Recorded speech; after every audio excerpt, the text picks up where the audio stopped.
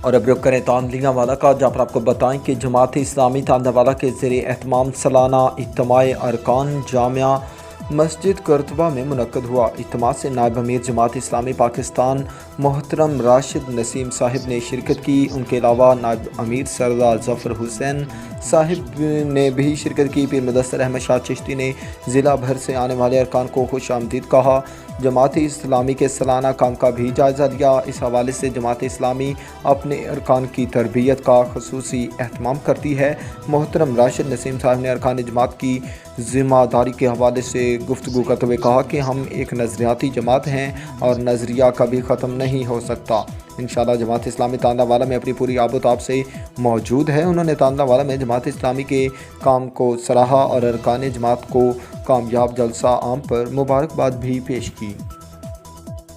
رب العالمین کو گواہ کر اللہ رب العالمین کو گواہ کر باقی پارٹیوں میں جو سامنے بیٹھا ہو یا جو مرکزی قائد ہو، اصل میں اس کی وفاداری کا عہد ہوتا ہے، اسی کے گویا گواہی کے لوگ متلاشی رہتے ہیں۔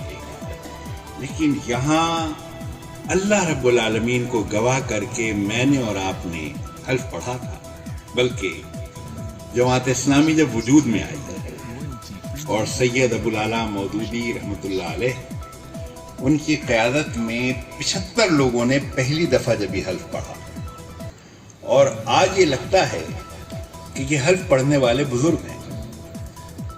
جب ان 75 لوگوں نے حلف پڑھا تو ان میں سے تقریباً 70 یا ایک کم 70 وہ لوگ تھے جو 40 سال سے کم عمر، جس میں مولانا مودودی خود بھی شامل تھے۔ ان کی عمر بھی 38 برس تھی۔ آج لگتا یہ ہے کہ جماعت اسلامی شاید بزرگوں کی جماعت ہے۔ ویسے تو کچھ نوجوان مجھے نظر آ رہے ہیں، یہ بزرگوں نے نہیں بنائی، یہ جوانوں نے بنائی۔ 38 سالہ مولانا مودودی رحمۃ اللہ علیہ انہوں نے یہ بنائی۔ میاں طفیل محمد صاحب اس وقت 27-28 برس کے تھے، تو اس میں صرف 5 یا 6 لوگ تھے جو مولانا سے بڑے تھے، سب کے سب جوان تھے۔ لیکن ان جوانوں نے جب یہ حلف پڑھا تو ایک عجیب و غریب کیف، لذت اور ایک عجیب و غریب کیفیت سے دوچار تھی، اس لیے کہ حلف پڑھتے ہوئے تقریباً سب ان کی آنکھوں سے آنسو بہ رہے تھے، گریہ طاری تھا، بعض زار و قطار رو رہے تھے، بعض کی ہچکیاں بندھی ہوئی تھیں۔ لگتا یہ ہے کہ وہ جو حلف تھا وہ کوئی اور تھا، اور یہ جو حلف ہے یہ کوئی اور ہے۔ اس حلف نے تو لوگوں کو رلا دیا تھا، اور یہ حلف جو ہے یہ ہم پر کوئی اثر ہی نہیں کرتا۔ یہ حلف کا مسئلہ نہیں ہے، یہ تو کاغذ ہے، اور یہ تو کاغذ، یہ جو ہم نمازیں پڑھتے ہیں، یہ جو ہم آخرت، عقیدہ آخرت رکھتے ہیں، آپ نے چھوٹی چھوٹی کتابیں پڑھی ہوں گی کہ خاصان خدا کی نمازیں۔ جماعت اسلامی میں اس طرح کی تصوف نہیں ہے۔ صرف اسی ایک جملے پہ آدمی سوچے تو تصوف کی بھی اور روحانیت کی بھی ساری منزلیں آدمی طے کرے گا کہ میں اللہ رب العالمین کو گواہ، اور اللہ رب العالمین کی گواہی کیوں؟ یہ ابھی مجھے دستور نظر آ رہا ہے، ہو سکتا ہے حلف ہوا ہو کوئی، اور ظاہر ہے سردار ظفر صاحب موجود ہیں، امیر ضلع موجود ہیں، لیکن ان کو تو گواہ آپ نے نہیں کیا، گواہ اللہ تعالیٰ کو کیا۔ اس لیے کہ میں اور آپ اپنے سارے ذمہ دار، ان سے اگر کچھ چیزیں نہ چھپا سکتا ہوں، اپنے دل کا حال تو چھپا سکتا ہوں، اپنی نیت کا تو حال چھپا سکتا ہوں۔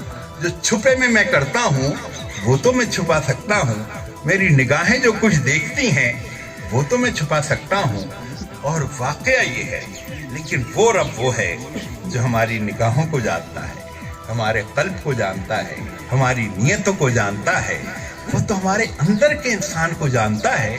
اس کو کوئی دھوکہ دے گا، اس کو کوئی ڈوچ کرے گا، اس کو کوئی جھوٹ کے ذریعے سے مطمئن کرے گا، تو اس لیے اللہ رب العالمین کو گواہ کر کے جو میں نے اور آپ نے اقرار کیا ہے. دیکھیے اللہ تعالیٰ نے جو فرمایا وَمَا قَدَرُ اللَّهَ حَقَّ قَدْرِهِ، ان لوگوں نے اللہ کی قدر نہیں کی جیسا کہ کرنا چاہیے، اور اللہ کو اپنا بنا لیا ہے. وہ تو قادر مطلق ہے. وَهُوَ مَعَكُمْ أَيْنَمَا كُنْتُمْ، جہاں کہیں تم ہو وہ تمہارے ساتھ ہے. وہی تو وہ ہے یخرج الحی من المیت، موت میں سے زندگی نکال کے لے آتا ہے. وَتُعِزُّ مَن تَشَاءُ وَتُذِلُّ مَن تَشَاءُ، جب چاہے کسی کو ذلیل کر دے، جب چاہے کسی کو عزت دے دے. یہ سب اس کے ہاتھ میں ہے. یہی اس کے ہاتھ میں ہے. حضرت یوسف علیہ السلام ایک رات پہلے جیل کی کوٹری میں تھے، سلاخوں کے پیچھے تھے، لیکن اگلے دن صبح جب آئی تو وہ کہاں تھے؟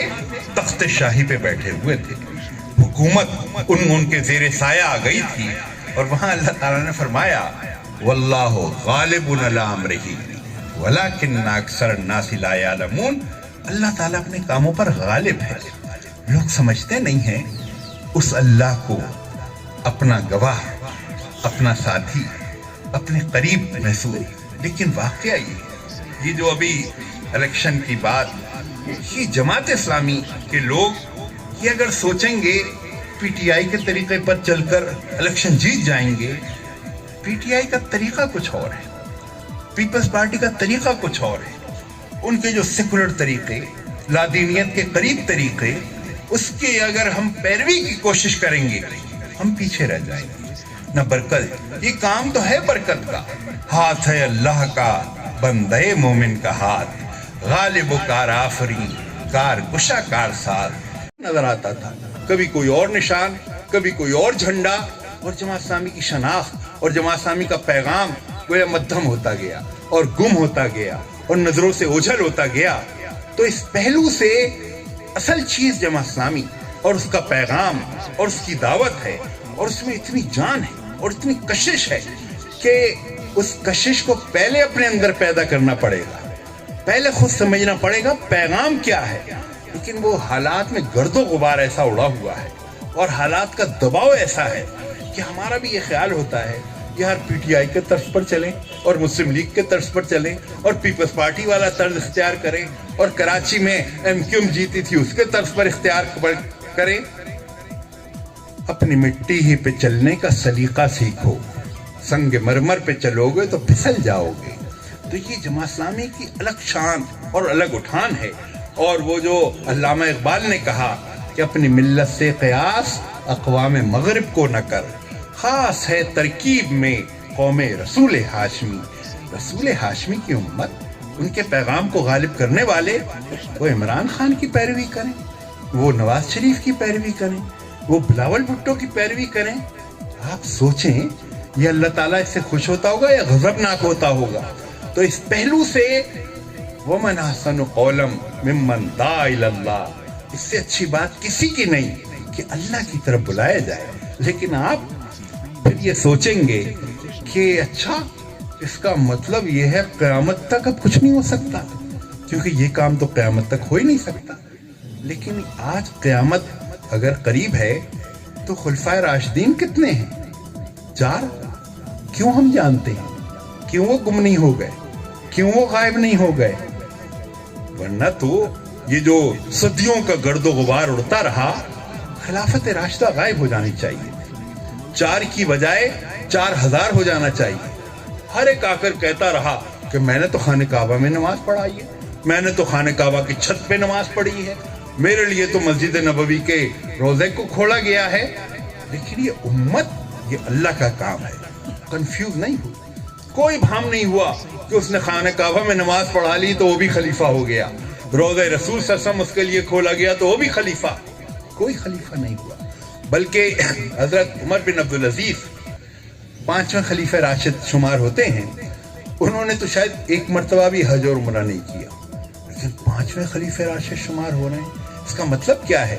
جس نے اللہ کی حاکمیت اور اللہ کی خلافت کا کام کیا. تو آپ کہیں گے ایک تو یہ محفوظ ذہنوں میں ہونا، یہ خود اس کی علامت ہے کہ یہ غائب ہونے والی چیز نہیں ہے.